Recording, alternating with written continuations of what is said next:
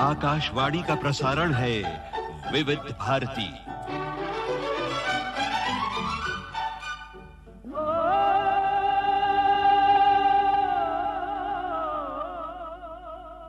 मुझे याद सब है जरा जरा,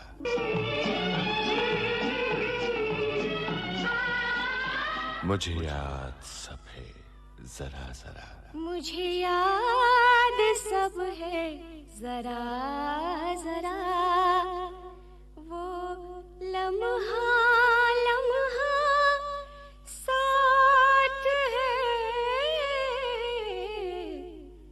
मुझे याद सब है जरा जरा।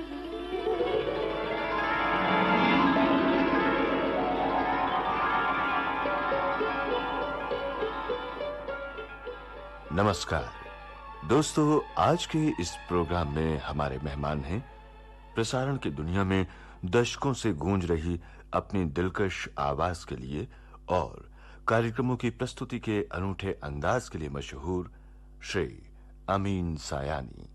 आपसे बातचीत कर रहे हैं लोकेंद्र शर्मा।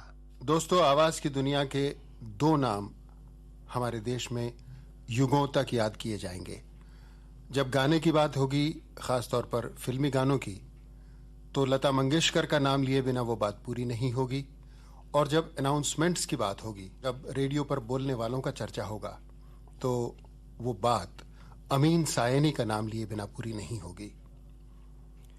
अमीन सायनी साहब की आवाज सुनते सुनते बच्चे जवान हुए, जवान बूढ़े हो गए, करीब करीब 3 पीढ़ियां गुजर गईं, लेकिन अमीन सायनी साहब की आवाज आज भी जवान है। शायद अभी कई बरसों तक इसी तरह लोगों को लुभाती रहेगी, लोगों के दिल में बसी रहेगी। अमीन सायनी इस देश के सबसे लोकप्रिय रेडियो अनाउंसर हैं और ये रेडियो अनाउंसर नंबर 1 हमेशा औरों के बारे में हमें बताते रहे हैं। जाने कितने गायक, जाने कितने गीतकार, जाने कितने संगीतकार, हीरो, हीरोइन, निर्देशक वगैरह सभी अमीन सायनी साहब की आवाज के द्वारा लोगों तक अपना परिचय पहुंचा पाए हैं। जाने कितनी फिल्मों के प्रचार और प्रसार में अमीन सायनी का योगदान रहा है। कहते हैं कि उनके जैसी आवाज और उनके जैसा अंदाजे बयां और किसी का नहीं है। जाहिर है कि ऐसी शख्सियत के बारे में जानने की जिज्ञासा हमें भी है और आपको भी होगी। तो आइए आज हम अमीन सायनी साहब से बात करें और उनसे सुने उन्हीं के बारे में, और ये वो कहानी जो शायद आज तक अभी तक किसी ने नहीं सुनी।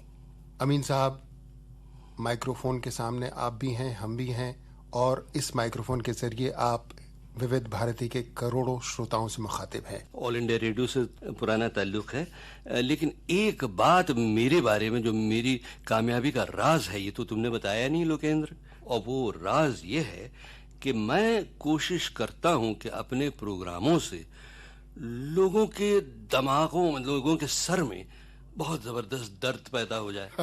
और वो दर्द जब पैदा हो जाता है तो मैं उन्हें सर दर्द की गोलियां बेचता हूँ। और अगर उससे भी उनका दर्द नहीं होता खत्म, तो भाई उस दर्द को मुस्कुरा कर सह लेने के लिए मैं टूथपेस्टें बेचता हूँ। तो इस तरह से मैं कामयाब बन गया। कैसे बना ये पता नहीं, और हूँ या नहीं ये भी नहीं पता मुझे। तुम कहते हो तो ठीक है। कहते तो ये है अमीन साहब कि अगर एस्किमोज को रेफ्रिजरेटर बेचना हो तो आपकी मदद ली जानी चाहिए और उसमें कामयाबी मिल सकती है। भाई, मैं हो सकता है मेरी वाणी से और मेरे स्टाइल से बहुत लोगों पर असर हुआ हो। काश कि ये असर थोड़ा बहुत मेरी बीवी पर भी होता। तो अमीन साहब, अब बात शुरू करें शुरू से।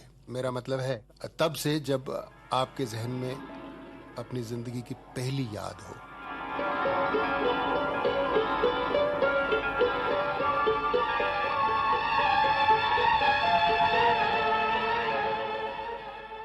याद आ रही है कि मैं छोटा सा था, बड़ा दुबला पतला, खिलंडरा तो था ही, जैसे हर बच्चा हुआ करता है। अपने माँ बाप का और बड़े भाइयों का लाडला भी था क्योंकि सबसे छोटा था मैं। और इत्तेफाक से मेरे माँ बाप ने कभी मुझे ज़्यादा डांटा नहीं कभी पिटाई नहीं हुई, बस एक बार हुई थी पिटाई। कब, ये मैं आगे चलकर आज के प्रोग्राम में बताऊंगा। तो बहुत खुश रहता था मैं, और चूंकि मैं उस माहौल में पैदा हुआ जबकि भारत आज़ादी की तरफ बढ़ रहा था और हमारा परिवार उस तहरीक में काफ़ी गहरे उतरे हुए था, तो लिहाजा हमारे परिवार में ये बातें आज़ादी की, ग़ुलामी की, स्वतंत्रता की, अंग्रेज़ों की, हमारे बड़े बड़े लीडरों की, ये बातें होती रहती थी हर जगह। ये आप कौन से सन की बात कर रहे हैं? मैं पैदा हुआ 1932 में, और जब से होश थोड़ा थोड़ा संभाला, जहाँ ज़रा ज़रा सी यादें मेरे दिमाग में हैं, यूँ समझिए कि जब मैं करीब 3-4 साल का था तो अच्छी बातें जहन में आती थीं। अम्मा और अब्बा दोनों काफ़ी मतलब शरीफ थे, बड़े सुलझे हुए लोग थे और अच्छी बातें अपने बच्चों को सिखाते थे। मैंने सुना है कि उनका आज़ादी की लड़ाई से भी ताल्लुक़ रहा। हाँ, वहाँ तक हम पहुँचेंगे धीरे धीरे चलते चलते। एक बात मैं उस ज़माने की बता दूँ कि मेरे दिमाग में ये बात डाली गई थी कि हर चीज़ सही होनी चाहिए, अगर झूठ हो, अन्याय हो तो मुझे बहुत गुस्सा आता था। और भाषा जो मेरी थी वो कुछ बम्बई की खिचड़ी भाषा थी, उसमें अंग्रेज़ी भी थी और गुजराती भी थी और बम्बई की थोड़ी बहुत मराठी भी थी। यानी ये बचपन बम्बई में ही गुजरा? बम्बई में पैदा हुआ, बम्बई में ही मेरा बचपन गुजरा। तो मैं एक जुमला अक्सर कहा करता था कि ये फेयर नहीं है। अब ये अंग्रेज़ी का फेयर, वो उसको हिंदी में, उर्दू में तर्जुमा किया जा सकता है, लेकिन वो फेयर शब्द में जो बात है वो शायद और जगह नहीं, मुझे तो नहीं मालूम थी उस ज़माने में। तो ये मैं अक्सर कहा करता था कि ये फेयर नहीं है, तो लोगों ने मेरा नाम ही रख दिया था फेयर। तो ये फेयर लड़का जो था, ये उस ज़माने से धीरे धीरे बढ़ते हुए जब बचपन में, लड़कपन में ज़रा आगे बढ़ा, तो मुझे याद है कि हम सब, पूरा परिवार, ये शायद 1936 की बात है, जब मैं करीब 4 साल का था। मेरे वालिद साहब डॉक्टर थे, मेरे मामू बहुत बड़े डॉक्टर थे लंदन में। तो वो बार बार इसरार कर रहे थे कि मेरे वालिद साहब और हम सब वहाँ जाएं, और वालिद साहब MBBS की डिग्री थी उनके पास, वो MD की डिग्री लंदन में हासिल करें। तो इतना मुझे याद है कि परिवार ने सारा कुछ यहाँ का बेच बाच कर जहाज़ में हम चढ़े और गए वहाँ लंदन। जहाज़ की कुछ धुंधली सी याद है बस, कि बहुत सारा बड़ा समंदर और जहाज़ हिचकोले खाता हुआ ऊपर नीचे जा रहा है, और अच्छे लोग हैं उसमें, अच्छी अच्छी चीज़ें खाने को मिल रही हैं। आपने वालिद साहब का नाम नहीं बताया। वालिद साहब का नाम था डॉक्टर जान मोहम्मद सायानी और अम्मा कुलसूम सायानी। तो लंदन पहुँचे तो मुझे सिर्फ इतना याद है कि इधर उधर घूमना मिलता था। हमारी मौसी एक उधर थी, वो हमें शॉपिंग के लिए ले गई, कुछ खिलौने अच्छे अच्छे ख़रीदे उन्होंने। तो अपन तो मस्त राम थे, बस मज़े करते थे। 4-5 साल का तो बच्चा था मैं। मैंने स्नो भी देखा पहली बार ज़िंदगी में। वो बड़ा अजीब सा लगा कि अरे ये रुई सी चीज़ें गिर रही हैं आसमान से, तो बड़ा अच्छा लगा मुझे। बाहर जाने के लिए परमिशन नहीं मिली, घर में बैठा बैठा खिड़की से देखा किया। तो उस विंटर का, जो पहला विंटर था हमारा लंदन में, उसका असर हमारे वालिद साहब के हार्ट कंडीशन पर ज़रा ज़्यादा हुआ और हम लोगों को छोड़ छाड़ कर वापस आ जाना पड़ा, सर्दी की वजह से।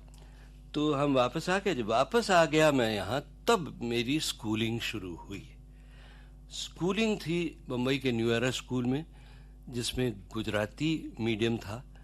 तो इब्तदाई तालीम सारी गुजराती में हुई, अंग्रेज़ी फिर धीरे धीरे आती गई। हम आपके स्कूल की और तालीम की बात करें, इससे पहले अगर उस वक्त का, उस जमाने का कोई गाना आपको याद आ रहा हो तो उसको सुनते चले। हाँ ज़रूर भाई। ऐसा था कि उस जमाने में हमारे यहाँ एक ग्रामोफोन था, वो पुराना था ना, भोंपू तो नहीं लगा था, लेकिन वो हाथ से चाबी लगाने वाला ग्रामोफोन था, जिस पर वो 78 RPM जो पुराने रिकॉर्ड्स हुआ करते थे वो चला करते थे।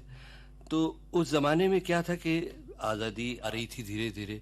जैसा कि मैंने कहा, आज़ादी की तहरीक भी हमारे परिवार में उतरी जा रही थी। तो बड़ा जोश था उस ज़माने में। जिस स्कूल में मैं गया न्यू एरा, उसमें भी यानी आज़ादी की बातें बहुत होती थी। बड़ा नेशनलिस्ट टाइप का स्कूल था। उन दिनों एक गाना मुझे बड़ा पसंद था, हालांकि उसका न आज़ादी से कोई ताल्लुक था और न ही कोई ख़ास जोश व खरोश से ताल्लुक था। गाना था पंकज मलिक का, पिया मिलन को जाना है, जग की लाज मन की मौज दोनों ही निभाना। अब साहब हिंदी विंदी हमें आती नहीं थी ज़्यादा, लेकिन गाना इसलिए अच्छा लगता था कि पंकज मलिक साहब उन दिनों अपने तमाम गाने, चाहे रोमांटिक हो या कोई और, बिल्कुल मार्चिंग स्टाइल में गाया करते थे और उनका म्यूजिक भी बिल्कुल ऐसे लगता था जैसे मिलिट्री बैंड हो। तो हम खूब लेफ्ट राइट करते हुए वो गाना गाते थे कि पिया मिलन को जाना। ये जो गाना अभी आपने सुनवाया, ये भी आप उसी ग्रामोफोन पर घर में सुना करते थे? बिल्कुल बिल्कुल साहब। अच्छा, एक और गाना जो हमने खरीदा तो नहीं था, क्योंकि उन दिनों पैसा बहुत कम था परिवार में। फादर डॉक्टर तो थे, लेकिन बहुत अल्लाह वाले डॉक्टर थे। लोगों का मुफ्त इलाज करना बहुत उनको पसंद था। तो लोग आते, गरीब लोग आते, उनका इलाज करते, वो बहुत दुआएं देते, लेकिन पैसे वैसे कुछ ज़्यादा नहीं मिलते थे। इसलिए हम बहुत रुक रुक कर, थम थम कर, बहुत अरसे के बाद एक एक रिकॉर्ड खरीदते थे। लेकिन फिल्में देखना हमारा एक चस्का जो था, कहते हैं, वो था। लेकिन उसके लिए भी पैसे ज़्यादा नहीं होते थे, तो हम चवन्नी क्लास में जाकर देखा करते थे। ऊपर बालकनी में बेंच लगे होते थे या खड़े खड़े देखते थे। और ये अकेले या परिवार के साथ? हमारे वालिद साहब भी ले जाते थे हमको, हमारे बड़े भाई हमीद को, क्योंकि सबसे बड़े भाई थे हबीब, उन्हें हमने वहीं छोड़ दिया था लंदन में डॉक्टरी सीखने के लिए। आप ये कह रहे हैं कि 3 भाई थे? 3 भाई थे। हबीब सायानी साहब, फिर हमीद सायानी साहब और फिर आप। हमीद और मैं दोनों। अच्छा, बहन कोई नहीं थी? बहन नहीं थी कोई, इसलिए मैं यानी बहनें बनाता बहुत रहता हूँ। एक जमाना था जब राखियां बहुत आ जाती थी मेरी कलाई पर। बहरहाल, तो मैं कह रहा था कि फिल्में देखने जाया करते थे, तो उन दिनों वो अशोक कुमार की फिल्में बहुत अच्छी होती थी।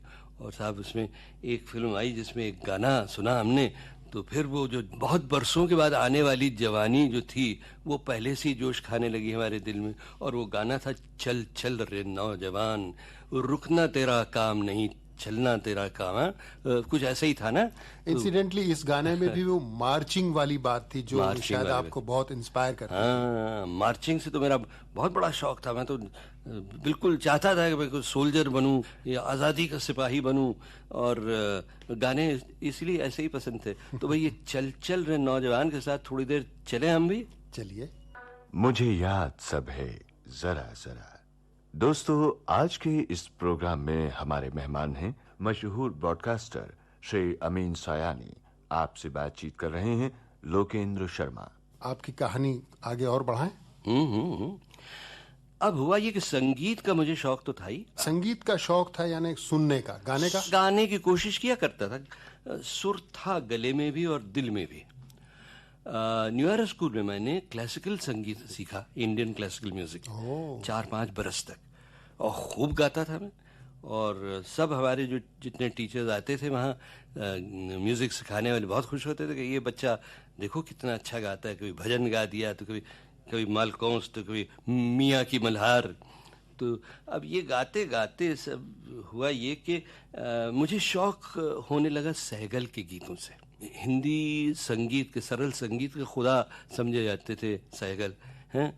आज के लोगों को अगर कहा जाए कि सहगल साहब बहुत ग्रेट सिंगर थे, तो मानने के लिए तैयार नहीं होते, क्योंकि उनका स्टाइल अलग था। क्योंकि सहगल साहब स्टेज का गायन और माइक्रोफोन का गायन, इन दोनों के बीच एक पुल समान थे। तो उनमें वो गहराई, वो मिठास भी थी जो कि माइक्रोफोन के गायन के लिए होनी चाहिए। और बिना माइक्रोफोन के गाए हुए, जब प्लेबैक का ज़माना नहीं आया था, उस ज़माने का रफ पना जो है, लाउड पना, वो भी था उनकी आवाज़ में। तो सहगल की आवाज़ हमें बहुत पसंद थी। अगर आज लोगों को सहगल साहब की आवाज़ पसंद नहीं है या उनको गाने वाला मानने से कोई इनकार करे, तो मैं समझता हूँ कि ये बहुत नाइंसाफ़ी होगी। इसलिए क्योंकि आज म्यूज़िक, फिल्म म्यूज़िक ख़ास तौर पर जहाँ जिस मकाम पर आया है, वो के.एल. सहगल जैसे संगीतकारों, कलाकारों, गायकों के कंधों पर चढ़कर ही आगे बढ़ा है। बिल्कुल बिल्कुल। मगर इसको अगर तुम एनालाइज करो लोकेंद्र, तो तुम्हें पता लगेगा कि सहगल के ज़माने के आसपास अनिल विश्वास आए थे। अनिल विश्वास ने जब शुरू किया था संगीत, तो प्लेबैक का ज़माना नहीं था। उसके बाद धीरे धीरे उन्होंने प्लेबैक गायकों को और गायिकाओं को इंट्रोड्यूस करना शुरू किया।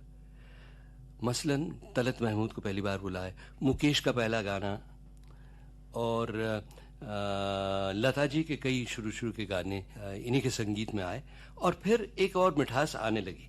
लेकिन सही बात है कि सहगल के ज़माने से ये दौर शुरू हुआ।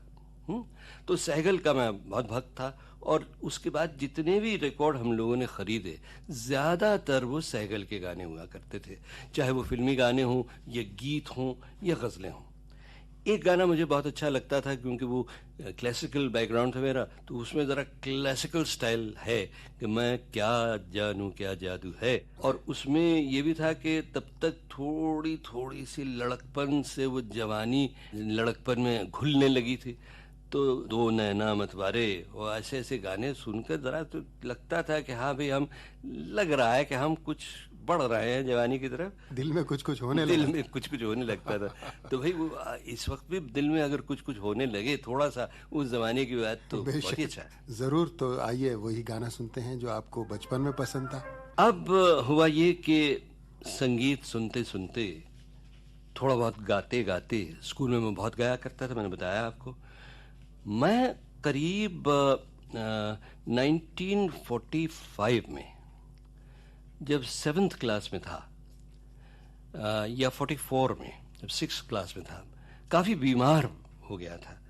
कुछ किडनीज में गड़बड़ हो गई थी, और मुझसे कहा गया था कि मैं काफ़ी मतलब एक्टिव था, कि कबड्डी वगैरह खेला करता था, और स्कूल के कब्स का चीफ कब था, और गेम्स भी थोड़े बहुत खेला करता था, काफ़ी एक्टिव था।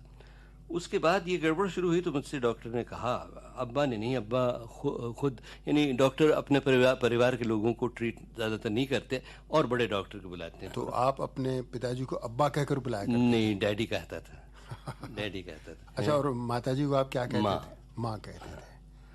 तो डैडी ने डॉक्टर को बुलवाया और मुझसे बड़े डॉक्टर ने कहा कि साहब देखिए, खतरे की बात है, आपको बहुत एहतियात करना पड़ेगा, लिहाजा आप पहला काम कीजिए कि लेट जाइए। मैंने कहा यानी खेलने नहीं जाना, स्कूल नहीं जाना?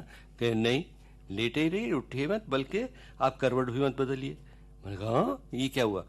कहने लगे नहीं देखिए, 2 महीने तक तो आप ऐसे रहिए, उसके बाद धीरे धीरे करवट बदलना शुरू हो जाएगा, और आपको तब तक न कुछ खाना भी नहीं मिलेगा, अब सिर्फ पानी, नारियल पानी पीजिए और ग्लूकोज पानी पीजिए, बस, और कुछ नहीं। तो इस तरह से मैं बहुत एक्टिव बच्चा होने के बाद बिल्कुल ही बिल्कुल बिस्तर में लेटे रहने वाला बच्चा बन गया। एक तरह से सजा हो गई। लेकिन मुझे पता नहीं क्यों और कैसे, शायद इसलिए कि मेरे मम्मी और डैडी ने बहुत प्यार से मुझे उस दौर से निकाला। हमीद भाई मुझे अच्छी अच्छी बातें बताते रहे। कितना वक्फा लग? करीब 2-2.5 महीने? 6 महीने। 6 महीने आपको इसी हाल में रहना पड़ा? और उसके बाद भी मैं स्कूल नहीं जा सका। 7th क्लास का एग्ज़ाम मुझे परमिशन मिली थी, क्योंकि मैं फर्स्ट क्लास स्टूडेंट हुआ करता था, तो प्रिंसिपल ने मुझे परमिशन दी थी कि मैं घर से पेपर करके भेजूँ। तो उसमें भी मुझे फर्स्ट क्लास मिला, बल्कि मुझे याद है कि या तो मैं फर्स्ट आया हूँ उस साल या सेकंड आया। ये सन 1945 के आसपास? 45 के आसपास की बात है। अब उसके बाद ये हुआ कि हमारी एक आंटी मिसेस फातिमा इस्माइल, जो कि सगी मासी तो नहीं थी, लेकिन सगी से भी ज़्यादा थी, मेरी बिल्कुल दूसरी अम्मा की तरह थी। तो उनके बेटे को रखा गया था सिंधिया स्कूल ग्वालियर में। अब वो भी हमारे साथ, उनका पूरा परिवार, हम दोनों साथ हॉलीडेज़ के लिए जाया करते थे, एक दूसरे के घर में आना जाना हमेशा रहता था। तो उनका नाम था अहमद इस्माइल। इंसिडेंटली ये इनकी अम्मा जो थी मिसेस फातिमा इस्माइल, ये वो हैं जिन्होंने बहुत सारी संस्थाएं अपाहजों के लिए शुरू की हैं मुंबई में। ऑर्थोपेडिक चिल्ड्रंस हॉस्पिटल और fellowship of the physically handicapped, school for the physically handicapped वगैरह कई संस्थाएं शुरू की, बहुत ग्रेट थी वो। तो खैर उन्होंने अपने बेटे को रखा था सिंधिया स्कूल ग्वालियर में, और अहमद मियाँ आकर हमको सुनाया करते थे कि वहाँ ये हुआ वो हुआ और इस तरह से मज़ा आता है, और प्लेइंग फील्ड्स इतनी हैं। बम्बई में तो ज़्यादा एक मैदान था बस न्यूयॉर्क के पास। कहने लगे साहब वहाँ तो 7-8 मैदाने हैं, और साहब घुड़सवारी भी है, और साहब बहुत सारी चीज़ें हैं उधर, स्विमिंग पूल भी है। तो साहब धीरे धीरे अम्मा और अब्बा ने ये तय किया कि चलो हमें वहाँ भेजा जाए। आपका भी मन ललचाया होगा। हाँ, बहुत ललचाया। अपना न्यूयॉर्क स्कूल से जो लगाव था मेरा, बहुत, मैं तो 7 साल पढ़ा उधर, तो वो लगाव भी 1 साल में टूटने लगा था। क्योंकि आप बिस्तर पर रहे, बिस्तर पर रहा काफी लंबे समय और लोग, हालांकि दोस्त मेरे आते थे कभी कभार, मगर वो अपने अपने कामों में व्यस्त रहते थे, और कुछ कुछ फलसफाना दिमाग सा तबीयत सी हो गई थी उस दौरान। इसलिए मुझे तन्हाई से डर नहीं लगता था, न घबराहट ज्यादा होती थी। कभी पढ़ लेता था, या कभी सोच लेता था, कभी मन ही मन गा लेता था। मुझे याद सब है जरा जरा, वो लम्हा लम्हा साथ है। मुझे याद सब है जरा जरा।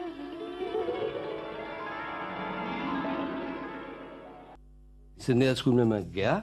हाँ, सिंधिया स्कूल में भी एक जो हमारे टीचर थे जो संगीत सिखाते थे, वो शांति निकेतन में पढ़े हुए थे, इसलिए रविंद्र संगीत से बहुत उनको लगाव था, और हम बच्चों को भी लगाव हो गया। और साहब उसके बाद सिंधिया स्कूल में एक बंगाली टीचर थे, वो भी शांति निकेतन से आए हुए थे, तो उन्होंने वो स्कूल क्वायर जो था उसके इंचार्ज थे, तो वहाँ भी हमने बहुत सारी चीज़ें सीखी।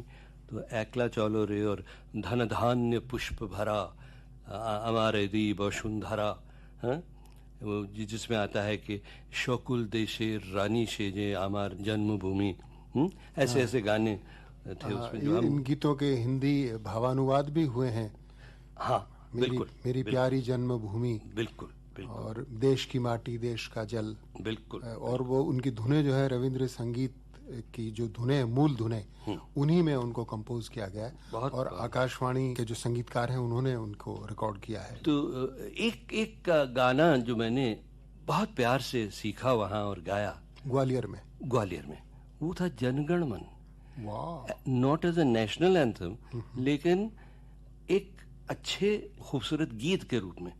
और तब मुझे पता चला कि जनगण मन का एक अंतरा नहीं है जो हमारा नेशनल एंथम है, बल्कि 5 अंतरे हैं उसमें, और ऐसे ऐसे खूबसूरत अंतरे। और जो मैं गाता रहता था उन्हें, एक अंतरा मैं जरूर आपको सुनाऊंगा, अर्थ आपको मुझे समझाना पड़ेगा, क्योंकि आज तक मुझे मालूम नहीं कि उसका अर्थ क्या है। अब मैं बंगाली दर्ज से नहीं सुनाऊंगा आपको, बल्कि हिंदुस्तानी लहजे से सुनाऊंगा। वो अंतरा है, पतन अभ्युदय बंधुर पंथा, युग युग धावित यात्री, हे चिरसारथी नवरत चक्रे, मुखरित पथ दिन रात्रि, दारुण विप्लव माझे, तव शंख ध्वनि बाजे, तव चरणे नत माथा, जनगण ऐक्य विदायक जय है भारत भाग्य विधाता। अब मुझे आज तक नहीं मालूम है, और मैं सोचता हूँ कि यार कभी ना कभी मुझे जानना चाहिए। ये तो बंगला है, इसलिए इसका अर्थ तो ठीक से मैं भी नहीं बता पाऊंगा। इसमें संस्कृत ज्यादा है। संस्कृत और बंगला, संस्कृत तो मूल सभी भारतीय भाषाओं की माँ है। लेकिन यहाँ मैं अमीन साहब आपको एक बात याद दिलाऊं, जनगण मन राष्ट्रगीत बना था आजादी के बाद, लेकिन इससे पहले सन 1942 में बिमल रॉय के निर्देशन में एक फिल्म बनी थी। उस फिल्म में ये गीत जो टाइटल आते हैं शुरू में, उसके बैकग्राउंड में जनगण मन इसी मूल धुन में, और पूरा का पूरा गीत ये उसमें रखा गया था। 5 अंतर, 5 अंतरे 3-3.5 मिनट में नहीं आ पाए होंगे, लेकिन काफी लंबा वो है। लेकिन ये ने जो जनगण मन में अंतरा है वो तो एक ही है। बाकी उसमें कुछ और भी अंतरे थे।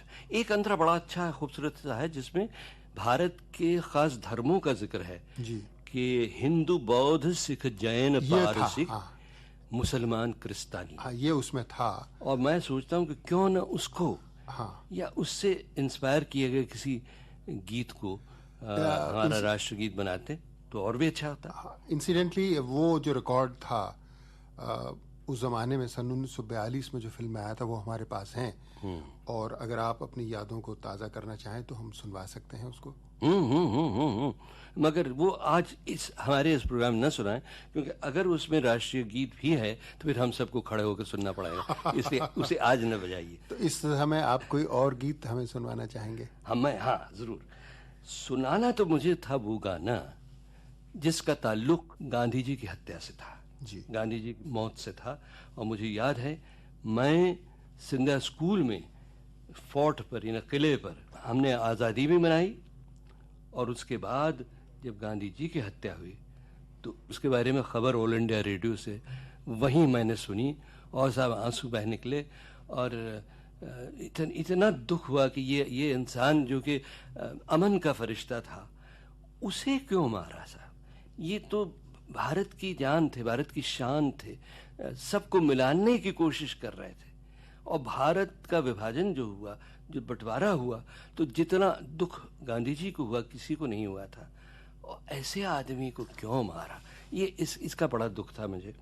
और उन दिनों के बाद गांधी जी के बारे में एक बहुत लंबा चौड़ा गाना आया था, रफ़ी साहब ने गाया था, सुनो सुनो है दुनिया वालों, बापू की अमर कहानी। राजेंद्र कृष्ण का लिखा, हुसनलाल भगत राम का संगीत। मगर वो गाना मैं नहीं सुनाऊंगा क्योंकि बहुत बड़ा है जी। एक गाना जो बहुत बाद में आया, उसे जरा यानी समय का खेल करते हुए, क्योंकि गांधी जी के बारे में था, प्रदीप का लिखा हुआ, कवि प्रदीप का, कि दे दी हमें आजादी बिना खड़क बिना ढाल, हेमंत कुमार का संगीत, साबरमती के संत तूने कर फिल्म दिया जागृति का, वो सुना दीजिए। अमित साहब, आपने महात्मा गांधी का जिक्र किया तो मुझे याद आया कि आपने अपनी चर्चा में शुरू में बताया था कि आपके परिवार का आज़ादी के आंदोलन से ताल्लुक रहा, और ख़ास तौर पे आपकी माताजी का महात्मा गांधी से कुछ नज़दीकी संबंध था। अम्मा से बहुत पहले और अब्बा से भी बहुत पहले हमारे ख़ानदान का नाता गांधी जी से और उन दिनों के लीडरों से जुड़ चुका था।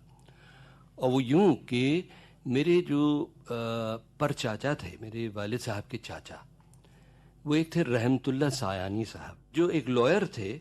उनका फर्म था पेन गिलबर्ट एंड सायानी, बड़े मशहूर लॉयर भी थे, कॉर्पोरेटर भी थे। और उन्हीं के लॉ फर्म में गांधी जी ने अपना काम शुरू किया था एज ए लॉयर।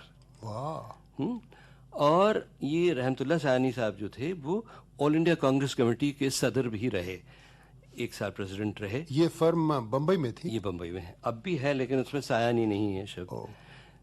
तो उस जमाने से ये चला आ रहा था। मेरे नाना जो थे वो मौलाना आज़ाद के ख़ास डॉक्टर थे, वो भी डॉक्टर थे, और गांधी जी के डॉक्टरों में से एक थे वो। यानी आप ये कह रहे हैं कि जब महात्मा गांधी साउथ अफ्रीका से लौटकर भारत आए तब उन्होंने इस फर्म में अपना काम शुरू किया? ये मुझे मालूम नहीं कि वहाँ जाने से पहले, मेरा ख्याल जाने से पहले, अच्छा। मुझे ठीक याद नहीं। दफ्तर जो है ना गांधी जी हाउस है ना, बड़ा अच्छा, लेबनम रोड पर, मणि भवन। अब हमारी उषा बहन तो नहीं रही, बहुत ग्रेट सोशल वर्कर और नेशनलिस्ट थी वो, लेकिन मैं जाऊंगा और पता करूंगा फिर से। लेकिन शुरू में काम जब शुरू किया, साउथ अफ्रीका गए थे गांधी जी, तब तो लॉयर बन के गए थे, केस लड़ने गए थे। उससे पहले वो यहाँ थे, तब से दोस्ती उनकी रहमतुल्लाह साहब से हो गई थी। यानी गांधी जी से आपके परिवार का संबंध आपके जन्म से भी कई बरस पहले शुरू हो चुका था। बहुत बरस। बल्कि मेरे जो चाचा थे रहमतुल्लाह साहब, पर चाचा, उनको तो कभी देखने का इत्तेफाक ही नहीं हुआ। मेरी पैदाइश से पहले उनका इंतकाल हो गया था। तो बहरहाल अम्मा को गांधी जी बेटी की तरह मानते थे, और वो भी, और हम सब गांधी जी को बापू ही कहते थे। अच्छा, अम्मा एडल्ट एजुकेशन, बालिगों की तालीम, प्रौढ़ शिक्षा में बहुत काम करती थी। तो गांधी जी ने आदेश दिया कि तुम एक ऐसा रिसाला शाया करो, शुरू करो अपने घर से ही, जो कि 3 लिपियों में हो, लेकिन भाषा तीनों लिपियों में एक ही हो, सरल हिंदुस्तानी। वो हिंदुस्तानी का प्रचार करना चाहते थे। 3 लिपि, एक देवनागरी, एक उर्दू और एक गुजराती, यानी 3 अलग अलग इश्यूज होते थे। तीनों में भाषा वही सरल हिंदुस्तानी होती थी। उनका मकसद ये था कि अगर आप एक लिपि जानते हो तो उसके जरिए आप देवनागरी लिपि सीख सकते हैं। अगर आप गुजराती जानते हैं तो उससे हिंदी तो मुश्किल नहीं, मगर हिंदी अच्छी तरह से सीख सकते हैं आप। और अगर उर्दू सीखना चाहें आप तो देवनागरी पढ़कर उर्दू भी सीख सकते हैं। तो भाषा तीनों की एक ही थी, और इसमें मकसद उनका ये था कि इंटीग्रेशन हो, मिलाप हो। ये जो आगे चलकर भाषा जो है हमारी, वो उर्दू मुसलमानों की भाषा और हिंदी हिंदुओं की भाषा, ये सब गलत बातें अंग्रेज़ों की वजह से हुई। भारत में ये अलगाव नहीं था। उर्दू भी हमारी भाषा है, कहीं की नहीं। हिंदी तो हमारी है ही, गुजराती भी हमारी है। तो ये भाषा के, हिंदी और उर्दू खास तौर पर हिंदुस्तानी के दो रूप हैं। तो गंगा जमुनी भाषा है। गंगा जमुनी भाषा। और हाँ, आप देखिए, गंगा जमुनी की बात जो हुई तो एक गाना आगे बढ़ने के लिए अगर आपको बजाना हो तो वही बजा दिए, तू गंगा की मौज मैं जमुना का धारा, हो रहेगा हमारा मिलन। बैजू बावरा का यही मिलन तो हमारे देश की खुशहाली का आधार होना चाहिए। फिल्म बैजू बावरा का ये गाना सुना और भारत की गंगा जमुनी संस्कृति की बात आपने कही। बातों का रुख थोड़ा सा और पीछे मोड़ें। जो गर्मी की छुट्टियां आती थी बचपन में, उस दौरान आप क्या किया करते थे और गर्मी की छुट्टियां आप कैसे बिताते थे, ये मेरा ख्याल है हमारे सुनने वालों को बहुत अच्छा लगेगा आपके बारे में जानना। गर्मी की छुट्टियों का क्या था कि हम लोगों के पास, जैसे कि मैंने शायद जिक्र किया, कि ज़्यादा पैसे नहीं हुआ करते थे। तो हम कोशिश करते थे कि ऐसी जगह जाएं जहाँ खर्चा न करना पड़े ज़्यादा, कि हमारे रिश्तेदार हों या बहुत करीब के दोस्त हों जो हमें इनवाइट करें। तो इस तरह से हम अलग अलग जगहों पर जाया करते थे। मुझे याद है पूना में हमारे बड़े अच्छे बहुत करीबी दोस्त रहा करते थे। उनका भी छोटा सा परिवार था, कुछ बच्चे थे, मेरे हम उम्र बच्चे थे। तो वहाँ मैं जाया करता था अक्सर। फिर मिसेस इस्माइल जहाँ जहाँ छुट्टियों पर जाती थीं अपने बच्चों के साथ, तो मुझे भी ले जाती थी। कभी कभी हमीद भाई भी जाते थे, तो हम उनके साथ गए थे माउंट आबू। फिर लोनी एक जगह है पूना के पास जहाँ उन्होंने मकान बनाया था, वहाँ भी हम जाकर रहे।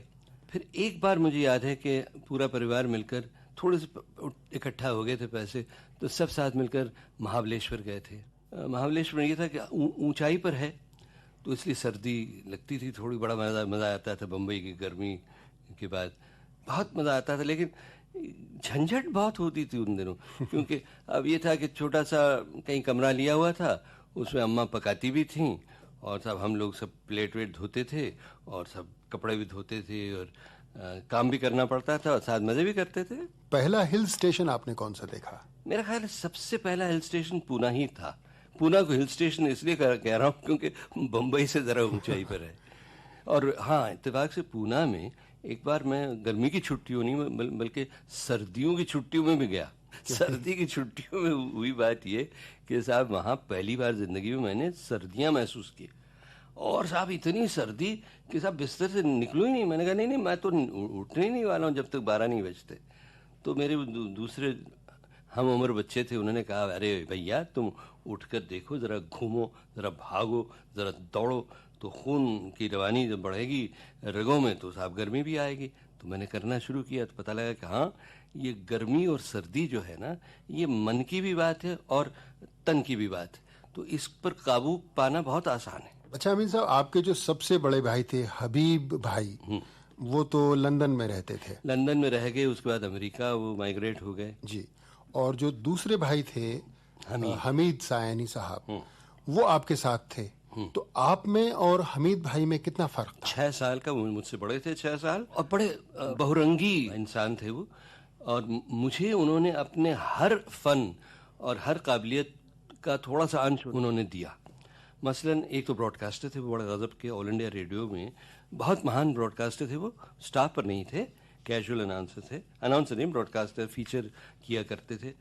हिंदुस्तान में पहली बार इंटरनेशनल इंटरव्यू हुआ था फिल्म स्टार ग्रियर गार्सन से। तो उन्होंने किया था ग्रियर गार्सन को इंटरव्यू अंग्रेजी ज़बान। वो बिल्कुल कतई इंग्लिश ब्रॉडकास्टर थे। मुझे भी उन्होंने अंग्रेज़ी ब्रॉडकास्टिंग में शुरू करवाया।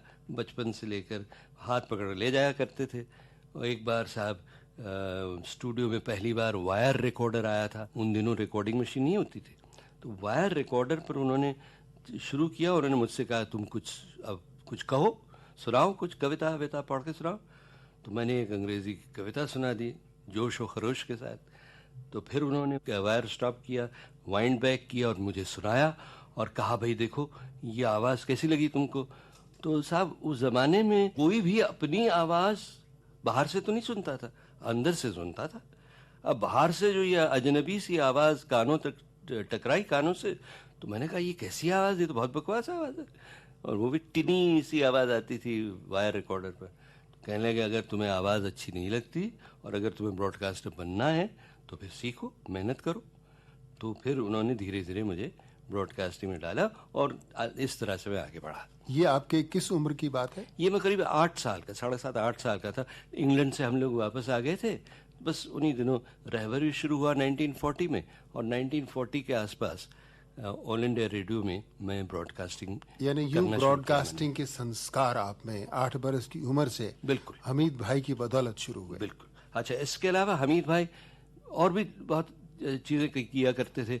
वो राइटर भी बहुत अच्छे थे, अंग्रेजी में लिखते थे, यानी जनरल आर्टिकल्स, जर्नलिज्म, एडवर्टाइजिंग बाद में उन्होंने शुरू की, वो भी अंग्रेजी में। फिल्में बनाना शुरू की उन्होंने, शॉर्ट फिल्में, एडवर्टाइजिंग फिल्में, तो उसकी स्क्रिप्ट्स लिखते थे। अच्छा, अलावा इसके वो डायरेक्टर भी बड़े अच्छे थे ड्रामों के, फिल्म डायरेक्टर भी अच्छे थे शॉर्ट फिल्म्स के, लेकिन ड्रामा डायरेक्टर बहुत गजब के थे। ड्रामा यानी स्टेज का? स्टेज पर और इसमें भी, रेडियो में भी। और उस ज़माने में देखिए इब्राहिम अलकाजी और सुल्तान पदमसी, जो एलेक पदमसी के बड़े भाई थे, जिन्होंने थिएटर ग्रुप का मूवमेंट शुरू किया था, और भी बहुत अच्छे अच्छे लोग उस ज़माने के थे जिनके साथ हमीद भाई बोला करते थे। और उन्होंने मुझे ड्रामों में भी यानी डायरेक्ट भी किया स्टेज पर, फिर मैंने भी थोड़ी सी डायरेक्शन की, उनकी देखा देखी। हमीद सायानी साहब आपके बड़े भाई ही नहीं, आपके गुरु और आदर्श भी थे। बिल्कुल बिल्कुल साहब, मेरे सब कुछ थे। तो अमीन साहब, अगर आप मुनासिब समझे तो इस मकाम पर एक गाना हो जाए। हाँ, गाना हो जाए। और ये गाना ताल्लुक रखता है मेरे कॉलेज के ज़माने से। तो ये गाना था, आ मोहब्बत की बस्ती बसाएंगे हम, इस ज़मीं से अलग आसमानों से दूर। अमीन साहब, आज विविध भारती के स्टूडियो में आने के लिए आपका बहुत बहुत शुक्रिया। अरे मैं शुक्रिया अदा करूं भाई तुम्हारा, लोकेंद्र, कि तुमने मुझे बुलाया। सुनने वालों की तरफ से, विविध भारती के परिवार की तरफ से बहुत बहुत धन्यवाद। मुझे याद सब है जरा जरा। दोस्तों, आज के इस प्रोग्राम में हमारे मेहमान थे रेडियो की दुनिया के मशहूर ब्रॉडकास्टर अमीन सायानी। आपसे बातचीत कर रहे थे लोकेंद्र शर्मा। इस कार्यक्रम के निर्माण से जुड़ी क्रिएटिव टीम का परिचय इस प्रकार है। Technical assistants DK Kulkarni, post production PKA Nair और उषा मेहता, एसोसिएट प्रेजेंटर कमल शर्मा, और विविध भारती की सीरीज मुझे याद सब है जरा जरा के इस एपिसोड के प्रोड्यूसर थे लोकेंद्र शर्मा।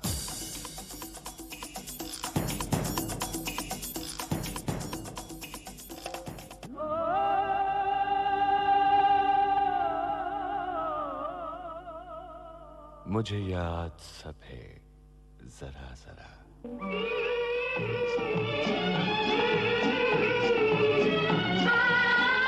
मुझे याद सब है जरा जरा। मुझे याद सब है जरा जरा, वो लम्हा लम्हा साथ है।